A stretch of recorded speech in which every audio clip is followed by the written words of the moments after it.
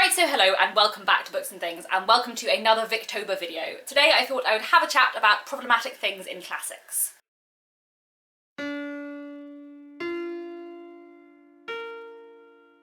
So, a bit of background before we begin to why I'm making this video. Back in May, I think, I did a review of The Crimson Petal and the White by Michelle Faber, and I spoke about how some of the kind of examinations of gender in the book made me uncomfortable and I found very, very problematic, which really marred my enjoyment of the book.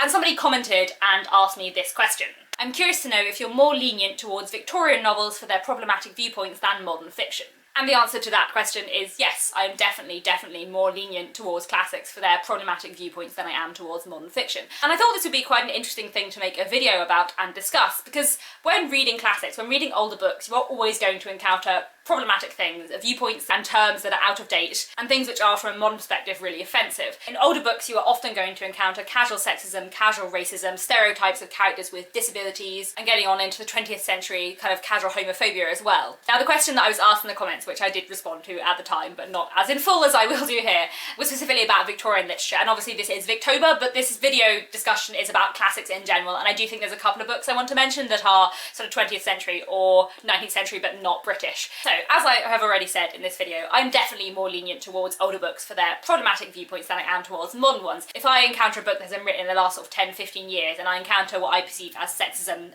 or racism and so on from the part of the author, that will completely ruin my enjoyment of the book. And that's not the same as characters expressing those viewpoints. I think it's perfectly fine for writers to write about problematic characters. Usually I like it when those things are addressed, but I also don't think they necessarily have to be. And it can be hard when you're reading a novel, especially one that's written in first person or close third person, to know what is the character's viewpoint and what is the author's viewpoint, which I think is important to take into account.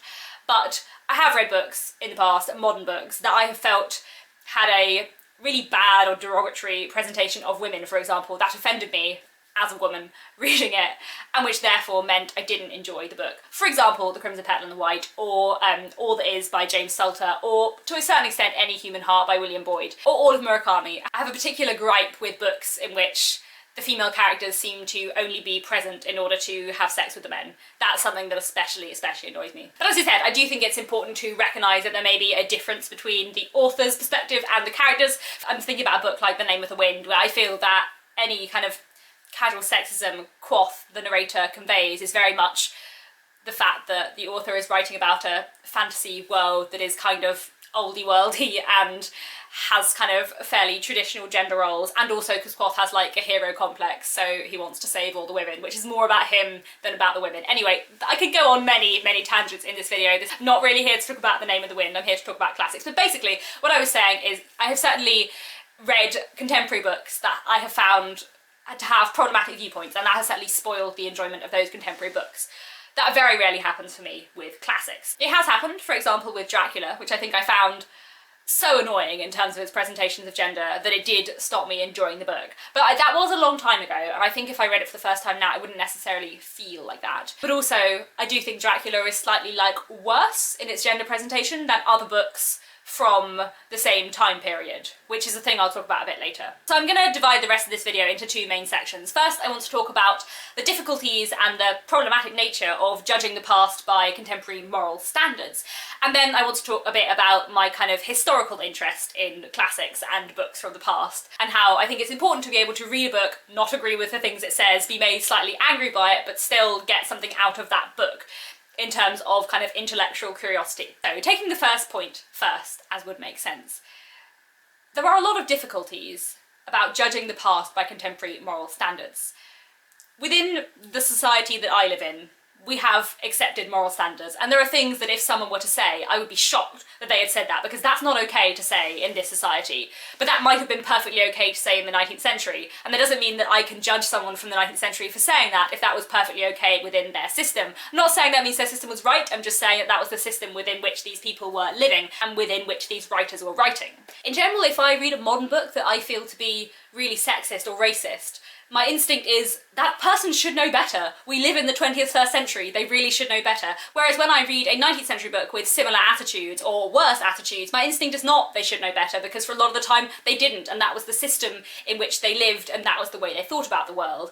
It's not realistic or fair to expect people in the 19th century to think like people in the 21st. To start off with a simple thing like terminology. Which terms are politically correct, which terms are acceptable, and which terms are offensive does change over time. And when reading classics, you may often encounter terminology which is offensive now, but wasn't considered offensive at the time. For example, if you read 19th and early 20th century literature, you will find the word cripple used to describe people with disabilities. No one would use that term now, and I would be quite surprised and appalled if I heard someone use that term now, but that was the accepted term in the 19th and early 20th century. Not saying it was never used in an offensive way, but it wasn't in general considered to be an offensive term. Similarly, if you read 19th and early 20th century literature, you will encounter the term idiot used to describe people with learning difficulties or disabilities. Obviously that would be very offensive today, but I do think it's important to remember when reading these books that that was a medical term at the time. Obviously it wasn't always used positively, but that was the official definition of the word. It was not in general used as it is today. It was a medical category. When authors like Dickens in his novel Barnaby Rudge or Daphne du Maurier in Rebecca use that term,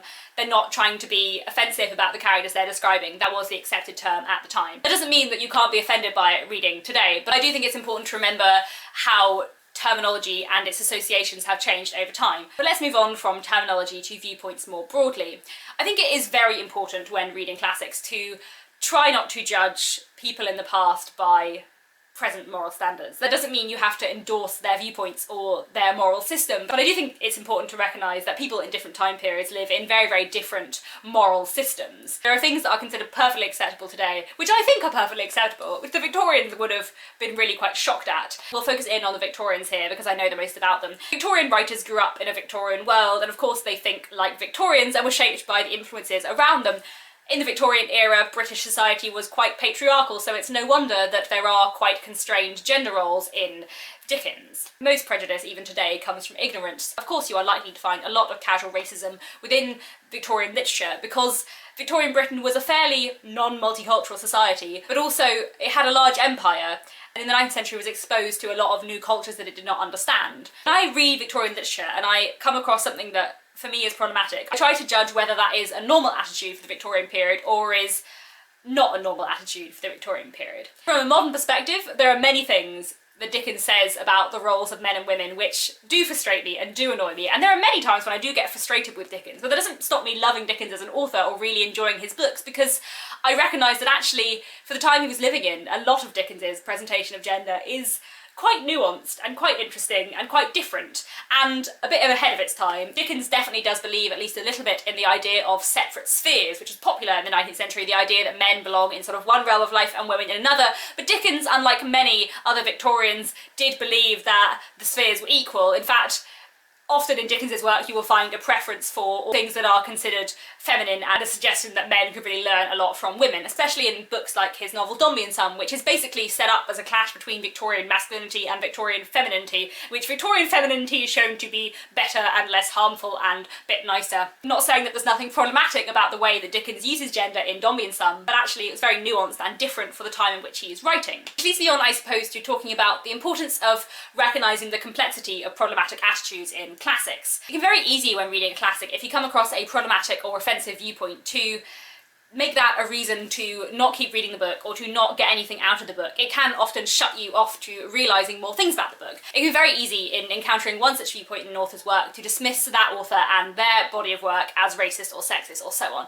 And I think that is a mistake. One, because a lot of authors in the 19th century and everywhere else wrote a lot of books, many of which may have different attitudes, and also because in general, Victorian and other prejudices were incredibly, incredibly complicated. For example, when you read a lot of 19th century literature and you encounter what on the surface looks like racism based purely on the colour of someone's skin, if you read a bit further, you'll actually find a lot of it is based on racism about religion.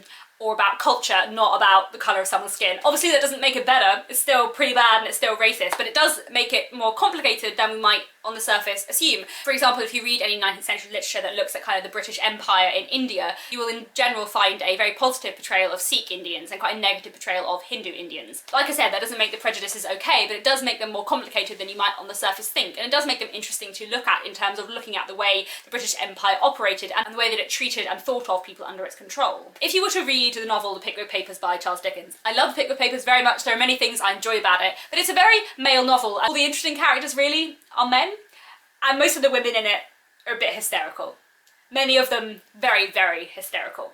And if you read that book, I think it would be easy to say, well, Dickens can't write women, Dickens's female characters aren't interesting. But actually, like, if you read a book like Dombey and Son, or Our Mutual Friend, or Bleak House, or Little Dorrit, his later works actually deal with gender in a much more interesting way, and he goes from having early books in which the cast was dominated by male characters, to later books in which many of his central protagonists are women, in which he does look at sort of difficulties women faced in the Victorian period, and examines kind of roles of masculinity and femininity. In his early books, the women who are praised are domestic angels in the house, who are very, very beautiful and domestic and docile and not much else, but by his later books he has fully fledged, rounded characters who are really, really interesting. He has women who work and who are celebrated for the fact that they work, and women who are very, very strong and independent and not defined solely by the men around them. His later female characters are often incredibly clever and really, really interesting. I wrote my dissertation at university on how the presentation of gender changes over time through the course of Dickens's books, so I could go on about this for a long time. But I think it would be a mistake to read the Pickwick Papers and dismiss Dickens as sexist and therefore his books as problematic or not worth reading. Because one, even in the Pickwick Papers, which is maybe a bit dodgy on the presentation of some of the women, it's still a really enjoyable book for many other reasons, and many of his later books are really, really nuanced in their presentation of gender and really, really interesting. To take another example, let's look at Sir Arthur Conan Doyle. Let's look at the Sherlock Holmes stories. If you read The Sign of the Four, like, there's no getting around the fact that the views in that book are pretty racist. There's a lot of racism in that book. It would be an incredibly bad place to start with Sherlock Holmes, because if you read that book, you probably wouldn't want to read that much more. But it would be a mistake to dismiss the rest of Sir Arthur Conan Doyle's work, or the rest of the Sherlock Holmes stories, because of that book. Because there are other parts and other moments in Sherlock Holmes which do something very, very different. And there is another Sherlock Holmes short story, which is called The Yellow Face, which is, I suppose for want of a better word, an anti-racist story. It's a story about why racism is bad. Or for a French 19th century example instead, I recently read Jules Verne's Around the World in 80 Days. And Around the World in 80 Days does rely quite heavily on 19th century stereotypes of different countries throughout the world, but it also has one of the most fully characterised and non-white characters that I have encountered in a 19th century novel, who is also in love with the main character, who is a white man. That's not something that happens very much in 19th century literature, and although Around the World in 80 Days does rely in some areas on sort of national stereotypes for different countries, it is also incredibly forward-thinking in many other ways. It can be tempting on encountering problematic viewpoints in classics to dismiss those books as problematic and therefore not worth your time, but also there can be a lot of nuance. Prejudices are never clear-cut and straightforward, and just because they're problematic doesn't mean they're not interesting. Which leads me on to my second point. When I read a contemporary novel, I read it as a novel. I promise I have a point with this. When I read a 19th century novel, I read it both as a novel and a historical source. I love literature, I love stories so much, but I also really, really love history, and I also find the past fascinating. So if I read a 19th century novel and I come across something that is problematic, rather than finding it problematic, I find it interesting. As someone who loves history, I'm fascinated by many, many aspects of the past, and I do find the history of prejudice and oppression really, really interesting, and also it's important. It's important to read Sir Arthur Conan Doyle and know that there are bad racial stereotypes in there, because that was how a lot of people at that time thought, and we shouldn't forget that, because racism and sexism and homophobia and prejudice against people with disabilities, these things still exist today, and if you ignore them in the past, you ignore them in the present as well. You don't have to agree with everything you read, and when I read 19th century literature and I find things that make me cross about the way that the Victorians thought men and women should behave, I find that absolutely fascinating, and I lap it up even more. In general, problematic viewpoints in Victorian literature don't get in the way of my enjoyment of the book, or if they might slightly bar my enjoyment of the book, they never bar my interest in it, because I have like an intellectual curiosity in the Victorian period and the early 20th century and all of the negative viewpoints that entail, because they are interesting and they were complicated, and the way, like, the complications of Victorian gender roles are really, really complicated, because I think it's very easy to look back on the Victorian period and think that it was just really misogynistic, whereas actually there's a combination of not viewing women as being as clever as men, but also viewing women as being morally superior to men, and what that means for the way that particular aspects of Victorian society idealise particular female roles and so on. The way the Victorians thought about gender is absolutely fascinating, and the fact that it can make me a little bit cross sometimes wouldn't stop me reading Victorian literature and wouldn't stop me enjoying Victorian literature, because I find it fascinating and I find it enjoyable to pick apart the way that the Victorians thought about gender, even if I'm pretty certain I would not have enjoyed being a woman in the Victorian period. When I read a classic with problematic things in, I don't find it offensive, or if I do, I also find it incredibly interesting, because I find the past very, very interesting, and I'm especially interested in kind of cultural history and the way people thought about the world around them and the way they perceived the world around them and the way they thought about their identity and the identity of other people. I find it